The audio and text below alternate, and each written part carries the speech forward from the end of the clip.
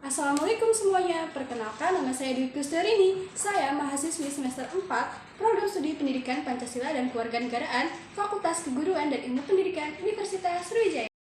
Di video kali ini, saya akan membuat media pembelajaran dengan menggunakan 3 aplikasi.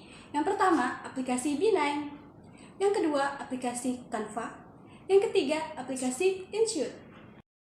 Adapun kelebihan dan kekurangan ketiga aplikasi ini yaitu: yang pertama, aplikasi B9 bisa dilihat kelebihan dan kekurangannya. Yang kedua, aplikasi Canva. Yang ketiga, aplikasi InShoot. Namun, ketiga aplikasi ini saling melengkapi dari kelebihan dan kekurangannya masing-masing. Ketiga aplikasi tersebut akan dipakai dalam rangka memenuhi tugas mata kuliah media pembelajaran yang diampu oleh Ibu Dr. Randa Umi Khotimah MPD PhD dan Ibu Mariani SPD MPD. Selamat menyaksikan teman-teman. Berikut ini adalah kompetensi dasarnya, yaitu KD 3.6 menganalisis ancaman terhadap negara dan upaya penyelesaiannya di bidang IPOLEK Sosbud Hankam dalam Bingkai Bhinneka Tunggal Ika. Berikut ini adalah indikator pencapaian kompetensinya. Dan ini adalah tujuan pembelajarannya dari sikap, pengetahuan, dan keterampilan. Hari ini kita akan masuk pada bab 6 mengenai ancaman terhadap negara dalam Bingkai Bhinneka Tunggal Ika. Apa ya kira-kira yang akan kita bahas pada bab ini?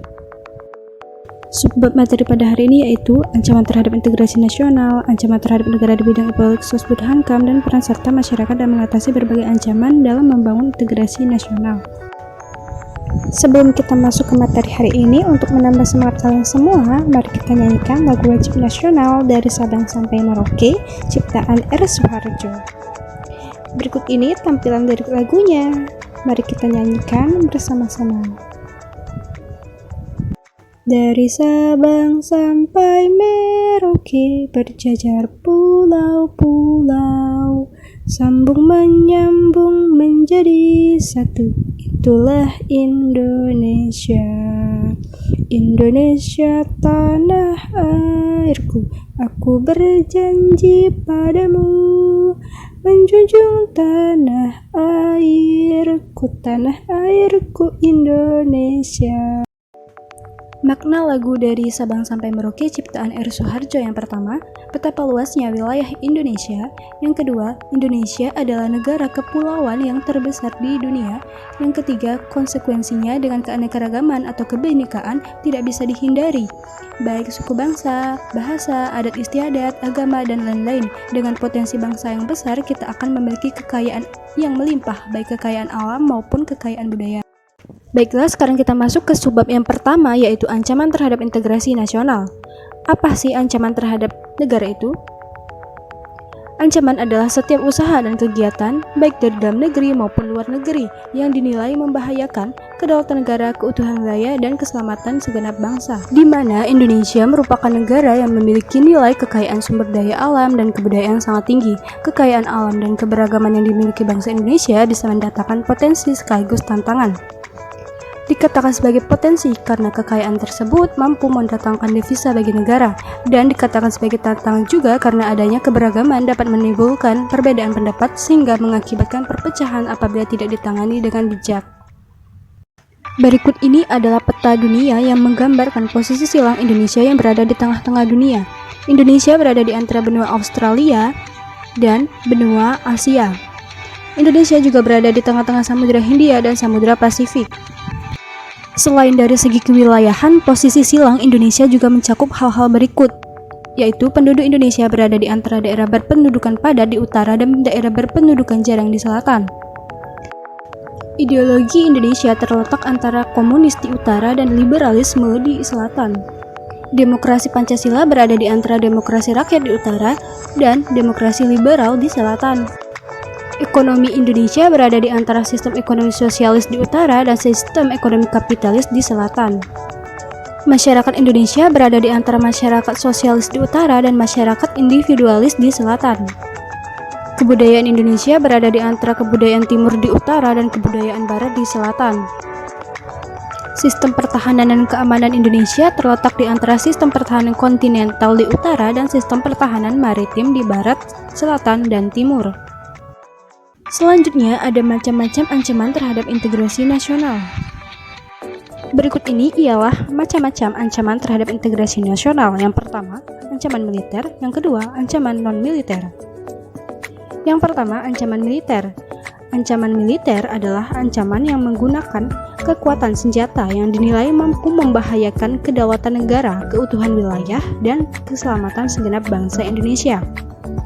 Adapun bentuk-bentuk ancaman militer menurut Undang-Undang Nomor 3 Tahun 2002 tentang Pertahanan Negara, yaitu agresi, sabotase, wilayah, aksi teror, spionase, dan pemberontak. Yang kedua yaitu ancaman non-militer. Ancaman non-militer ada ancaman yang tidak menggunakan kekuatan senjata, namun jika diabaikan akan membahayakan kepada kedaulatan rakyat, keutuhan wilayah, dan keselamatan segenap bangsa. Adapun bentuk ancaman non-militer yang pertama, ancaman berdimensi ideologi, ancaman berdimensi politik, ancaman berdimensi ekonomi, ancaman berdimensi sosial budaya, dan ancaman berdimensi pertahanan dan keamanan. Selanjutnya kita bahas subbab yang kedua yaitu ancaman di bidang Hankam. Ada 5 bentuk ancaman. Yang pertama ancaman berdimensi ideologi, yang kedua ancaman berdimensi politik, yang ketiga ancaman berdimensi ekonomi, yang keempat ancaman berdimensi sosial budaya, dan kelima ancaman berdimensi pertahanan dan keamanan. Selanjutnya ada faktor penyebab ancaman terhadap integrasi nasional. Yang pertama, kurangnya kesadaran penghargaan terhadap kemajemukan masyarakat Indonesia. Yang kedua, kurangnya toleransi. Yang ketiga, kurangnya kesadaran dari masyarakat Indonesia terhadap ancaman dan gangguan dari luar. Dan ketimpangan sosial dan ketidakmerataan hasil pembangunan. Berikut ini ancaman bagi bangsa Indonesia serta upaya penyelesaiannya. Yang pertama, ancaman di bidang ideologi. Pengaruh ideologi asing sebagai akibat adanya globalisasi. Adanya upaya mengganti ideologi Pancasila dengan ideologi lain.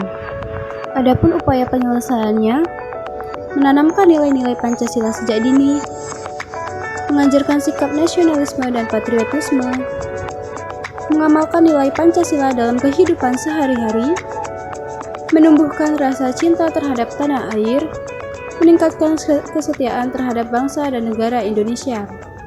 Yang kedua, ancaman di bidang politik. Dari dalam negeri berupa penggunaan kekuatan dan pengerahan massa. Dari luar negeri berupa tekanan politik seperti intimidasi dan blokade politik. Adapun upaya penyelesaiannya, pelaksanaan tugas dan wewenang lembaga negara dengan baik, menyelaraskan antara hak dan kewajiban warga negara, mengutamakan kepentingan rakyat, menegakkan kehidupan negara yang demokratis, dan melaksanakan hubungan kerjasama politik dengan negara lain yang bersih dan sehat. Yang ketiga, ancaman di bidang ekonomi.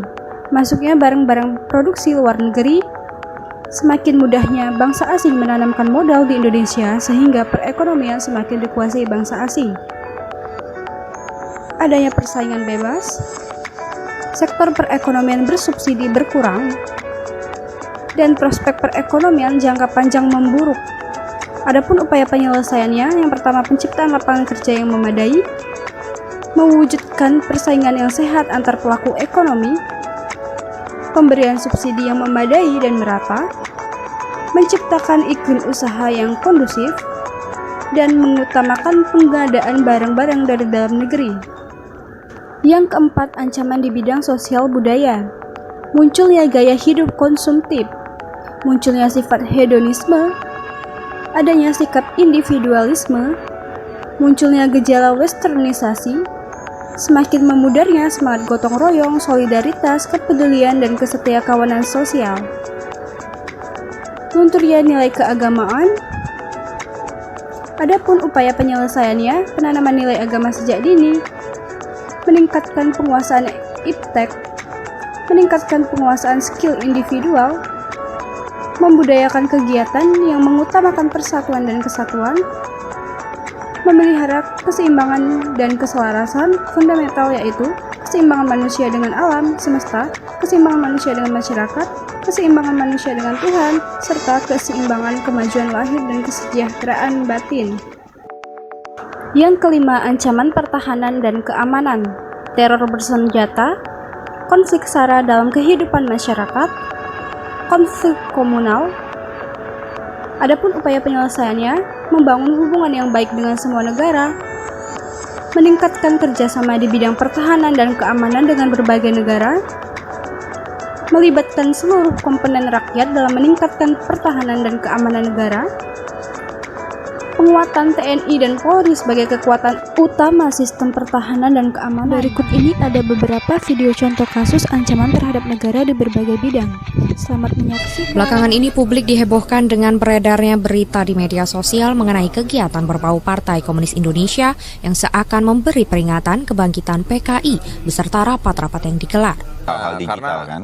Kayak telepon yang kita pakai, kebanyakan tuh ya paling pakai cuma pakai buat internet atau segala macam. Sementara smartphone, jadi teleponnya lebih smart. Telepon lebih smart daripada orangnya. Kenapa? Karena ngelihat berita dikit aja langsung percaya, nggak mempelajari, nggak ngelihat sumber dari mana. Gitu. Yang penting katanya sesuai dengan pemikirannya, tanpa melihat narasumber ataupun isinya sendiri.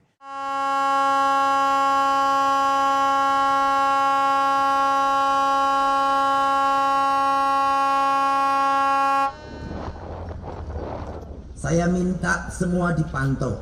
Setiap kita dapat berita penangkapan kapal, itu penetapan penenggelamannya 1 minggu kemudian. Tidak ada 1 bulan, tidak ada 2 bulan, tidak ada apalagi 2 tahun.